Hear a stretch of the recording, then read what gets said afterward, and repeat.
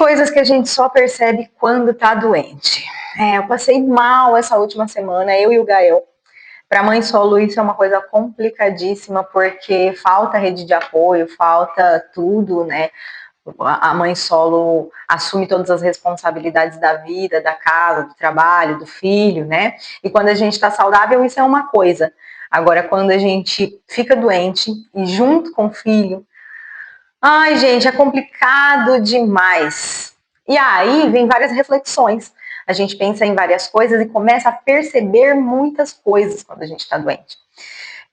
Num outro vídeo, em um outro momento, eu vou contar aqui para vocês um pouco de como foi a minha gestação e as coisas que eu percebi durante a gestação, né? Óbvio que gestação não é doença, mas como eu fui uma gestante idosa, é assim que eles chamam as gestantes na idade em que eu estive gestante, né? Eu tive o Gael com 34 anos. Depois a gente vai falar de etarismo também, porque, cara, como foi uma gravidez não planejada, eu meio que senti como se eu tivesse grávida na adolescência, sei lá, eu não estava preparada. Enfim, foram várias coisas assim que foram acontecendo e eu fui percebendo durante a gestação. Mas vamos então ao que interessa. Essa semana foi dificílima para mim, de muita reflexão e de muitas percepções. E assim, eu fico muito revoltada quando eu tô doente, meu. Nossa, eu odeio ficar imprestável.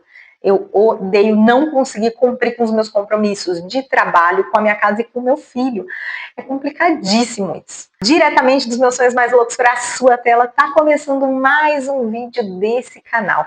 E nesse vídeo aqui eu elenquei aí 3 tópicos que surgiram ao longo dessa semana e que a gente precisa falar sobre ele. A primeira coisa que a gente percebe quando a gente está doente é o quão valiosos são as pequenas coisas que a gente tem, que a gente faz de forma tão inconsciente, que é até ridículo, sabe? Quando a gente levanta da cama com disposição, com consciência, respirando e tendo um dia próspero e maravilhoso pela frente. Muitas vezes a gente levanta reclamando, sei lá, de saco cheio, enfim, e não presta atenção e não é grato pela disposição que a gente tem. Por estar acordando sem dor. Durante a minha gestação, eu tive várias complicações, não com a questão da gestação em si, eu tive uma gestação saudável, o bebê foi se desenvolvendo de forma saudável, ok, só que eu acho que por estar numa certa idade, o meu físico já não suportou uma gestação como ele deveria se eu tivesse lá com 20 e poucos anos. Então eu tive uma contratura muscular e eu fiquei quase 6 meses sem andar e sentindo uma dor absurda, eu não conseguia nem levantar da cama. E fiquei quase 6 meses sem andar mesmo, sem andar, sem poder caminhar. E aí eu comecei a valorizar, como eu menosprezei essa simples bênção maravilhosa que é poder andar, se locomover, ir de um lugar para o outro sem dor. Meu Deus, como eu queria andar. Eu queria, só o que eu queria era andar, caminhar sem dor. Né? E nessa semana também queria levantar da cama disposta e eu não conseguia. Então, respirar, andar, as simples coisas que a gente tem ali à nossa disposição e que a gente não olha para aquilo com gratidão e dando a devida importância, a devida relevância, né? A segunda coisa é quem realmente se importa. Esse aqui é um tópico bem profundo e bem reflexivo. Deixa aí nos comentários o que você sente, se você já teve esse insight, se você já refletiu, já pensou sobre isso. Mas, por exemplo, eu tenho um colega de trabalho que eu admiro muito e gosto muito dele, mas nós não temos uma amizade fora do trabalho. Mas é uma pessoa que simplesmente ontem à noite me mandou: "Oi, Gabi, como você está? Espero que esteja melhor, minha amiga." Eu não tenho nada a oferecer para essa pessoa, além da minha amizade. Ele não vai levar vantagem em perguntar, ele não está puxando o saco. Não tenho nada a oferecer para essa pessoa, além da minha amizade.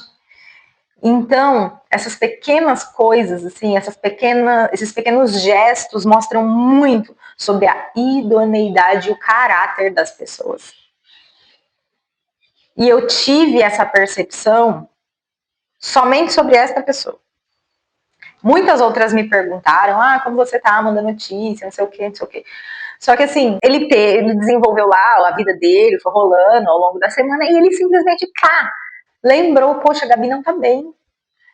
Gael não tá bem. Vou perguntar como estão, desejar melhoras sinceras. Cara, e a gente sente quando é real. A gente sente quando a pessoa é verdadeira, quando a pessoa tá realmente ali, não preocupada, preocupada. Quando a pessoa tá sendo sincera, que a pessoa tem carinho de verdade por você. Então, são coisas que vão aparecendo ali nos momentos de dificuldade, né? Quando a gente está realmente vulnerável, as pessoas somem.